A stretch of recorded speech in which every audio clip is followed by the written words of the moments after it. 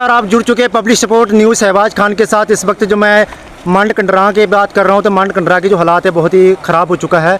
यानी कि जो पानी के कारण जो है बहुत ज़्यादा नुकसान हुआ है और लाखों एकड़ ज़मीन जो है बर्बाद हो चुका है।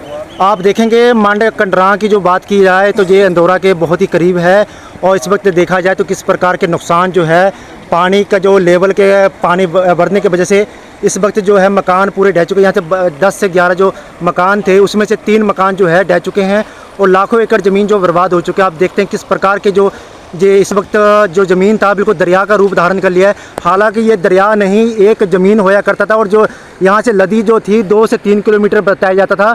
लेकिन आप इस वक्त हालात देखेंगे तो दरिया की जो रुख बदलने के कारण इस वक्त जो है मंड कंडरा के गांव में घुस चुका है। और आप हालात देखेंगे तो किस प्रकार के आपको दिख रहा होगा वीडियो में, देखिए कितनी गंभीर हालात है। तो यहाँ के जो लोग हैं मैं इनसे भी बात करूँगा, इनसे मैं पूछूंगा कि आखिर ये हालात इनके कैसे गंभीर रहा। तो जी अपना नाम? लियाकत अली। तो कौन सा गांव है? मंड कंडरा। बोलिए। ये जो ज़मीन आप देख रहे हैं सामने, इसमें पूरी मक्के की फसल ही अभी देखो ये कम से कम 20-25 फुट तक जो है बह गई है। इसमें इसको कैसे दोबारा तैयार किया जाएगा बहुत मुश्किल है। गरीब लोग यहाँ रहते हैं, इनके बस से बाहर है। तो हमारी प्रशासन से यही अपील है कि इस पानी को जो है बंद किया जाए, ऊपर से दरिया को चैनलाइज किया जाए, टूसी बने, ताकि आने वाले टाइम में यहाँ पे नुकसान ना हो। नहीं तो हमारा यहाँ से पे रहना मुश्किल है, हमें यहाँ से पलायन करना पड़ेगा, जाना पड़ेगा। हम यहाँ सुरक्षित नहीं हैं। तो सरकार से क्या मैसेज देना चाहते हैं? सरकार से हमें यही मैसेज देना चाहते हैं, सरकार से अपील करना चाहते हैं कि हमारे जो दरिया को चैनलाइज किया जाए इसको। और यहाँ पे जो क्रैशर है, अवैध माइनिंग जो बहुत होती है वो नहीं होनी चाहिए। उसको सरकार चाहे तो बंद कर सकती है। हम क्रैशर वालों का दोष नहीं इसको मानते, इसमें सरकार का दोष है। सरकार चाहे तो एक कोली भी रेते की कोई नहीं ले जा सकता, मगर सरकार की मिली भगत से जो है माइनिंग होती है। अवैध माइनिंग जो होती है अगर हो तो वैध तरीके से हो, अवैध नहीं होनी चाहिए। तो आपको लगता है ये नुकसान अवैध माइनिंग की वजह से हुई है? अवैध माइनिंग की वजह से, और जो बेला ठाकरा में टूसी बनी गई है उसकी वजह से पानी जो है सारा एक साइड आ गया। तो यहाँ से दरिया कितने किलोमीटर दूर था?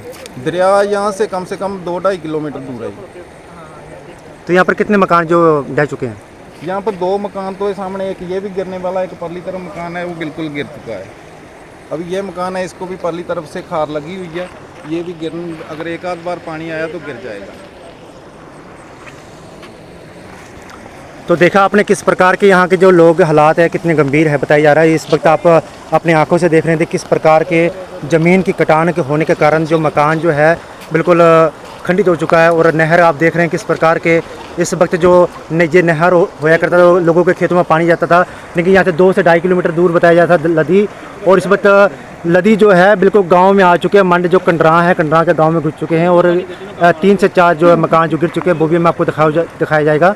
तो आप बने रहे पब्लिक सपोर्ट न्यूज़ के साथ। अपना शुभ नाम? लियाकत अली। तो ये कौन सी गांव है? मंड कंडरा। तो ये कितना नुकसान हुआ यहाँ पर? यहाँ पर बहुत ज़्यादा नुकसान हो गया। ये मेरे पड़ोसी है जो इनका एक घर ये ढह चुका है, दूसरा भी ढहने की कगार पे है और हज़ारों एकड़ यहाँ पे ज़मीन बर्बाद हो गई है। और बेला ठाकरा में जो टूसी बनाई गई है उसकी वजह से सारा पानी एक ही साइड आ गया।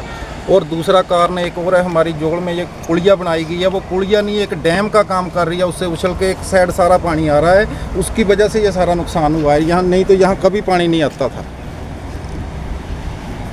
हमारी सरकार से यही अपील है, एक तो इसको तुड़वाया जाए, हमारी टूसी बनाई जाए और बेला ठाकरा में जो टूसी है उसको तुड़वाया जाए। नहीं तो हमारी जो है इस साइड में चैनलाइज किया जाए, उसको टूसी को बनाया जाए कि यहाँ आगे से पानी ना आए। तो जब आप पानी आया था तब आप कहाँ पर थे? हम अपने घरों में ही थे। तो फिर आपने बचाव कल कैसे किया? बचाओ अपने जो बच्चे थे, जो छोटे बच्चे थे, उनको कैसे करके भेज दिया, किश्तियों से, प्राइवेट किश्तियों से भेज दिया। प्रशासन के फ़ोन आते थे सिर्फ मदद के नाम पे, यही कि निकल जाओ हम अपने घर छोड़ के कहाँ जाएं, कैसे छोड़ दें? यहाँ तो हमारे खाने के लिए कोई बर्तन भी नहीं बचेगा, पीछे इतनी चोरी चकारी होती है, बाद में जो चले जाए कहाँ जाएँ? प्रशासन हेल्प के नाम पर सिर्फ हमें ये देता है कि घर छोड़ के निकल जाओ। यही फ़ोन आते हैं, अभी तक आते रहते हैं कि निकल जाओ, कहाँ जाएँ हम? तो अभी तक कोई प्रशासन आया था यहाँ पर? 50-60 नहीं, हमारे पास अभी तक प्रशासन कोई नहीं आया, सिर्फ फ़ोन आते हैं कि यहाँ से निकलो। तो कहाँ जाएं? उनको पूछा नहीं? जाएं, हमारे पास कोई ठिकाना नहीं है रहने के लिए। और पीछे जो हमारा बर्तन पांडा जो भी घर का सामान है वो सब गायब हो जाएगा, कुछ नहीं रहेगा इधर। तो अभी आपके बच्चे कहाँ पर हैं? 60 साल हो गए इधर रहते, इतना नुकसान क्यों कभी नहीं हुआ। कितनी ज़मीन थी आपकी? ज़मीन मेरी तो चलो थोड़ा नुकसान हो, मगर मेरे पड़ोसी है, इनका जो है बहुत ज़्यादा नुकसान हो। कितने मकान यहाँ पर ढह चुके हैं? मकान तो 2 मकान तो ये सामने ही है ना, बाकी और भी आगे पीछे कहीं रास्ते बंद है, कहीं जा आ नहीं पाते, तो इसलिए ज़्यादा पता नहीं चलता, मगर बहुत नुकसान हुआ है। तो सरकार से क्या मांग रखना चाहते हैं? सरकार से हम मांग रखना चाहते हैं कि हमारा जो है दरिया, इसको चैनलाइज किया जाए, तूसी जहाँ जहाँ से पानी आता है फौरी तौर पे जल्दी वहाँ पे तूसी बनाई जाए। और हमारे एक जोड़ में सामने पुलिया, जो पुलिया नहीं डैम का काम कर रही है, उससे उछल के पानी आ रहा है, उसकी वजह से ये देखो ये पूरा बह गया है इधर से, उसको तोड़ के सही तरीके से बनाया जाए।